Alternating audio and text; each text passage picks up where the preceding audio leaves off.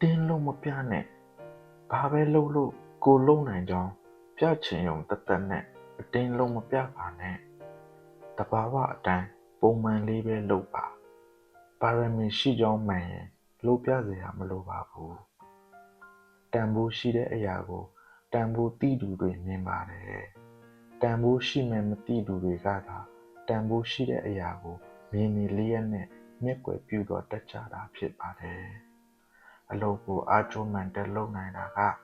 တက်လုံးကောင်းတယ်လို့ထင်ရပေမဲ့လူတွေအမြင်မှာလောဘကြီးတယ်လို့အစွမ်းကြီးတယ်လို့မျိုးအထင်အမြင်လွဲချင်စရာဖြစ်သွားနိုင်ပြီးမလုပ်နိုင်ပဲမလုံစိတ်နဲ့အတင်းလုပ်ပြနေတယ်လို့ဖြစ်သွားတတ်ပါတယ်ဒါကြောင့်ဘယ်တော့မှလိုတာထက်ပိုမလုပ်ပါနဲ့ပုံမှန်လေးပဲလုပ်ပြပါလုပ်တတ်ရိုးမှန်ရင်လုံနိုင်တဲ့သူတွေကိုအခွင့်ကောင်းယူတတ်သူတွေကခိုင်းစားတတ်ပါတယ်ဒါကြောင့်လိုတာထက်ပိုပြီးစွန့်ရည်ထုတ်မပြပါနဲ့ခိုင်းကောင်းရင်ပိုခိုင်းခံရတယ်အစွမ်းအစရှိရင်အစွမ်းအစကိုတန်ဖိုးထားနိုင်သူတွေကိုပဲထုတ်ပြပါ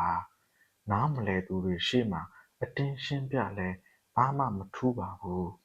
နေရာမှန်ကိုသိပါစေတဲ့ဟုတ်ပါတယ်ဗျာနေရာမှန်ကိုသိစေချင်ပါတယ်ဗျာဒီဗီဒီယိုကြိုက်ရင် share သွားလို့ရပါတယ်ဗျာ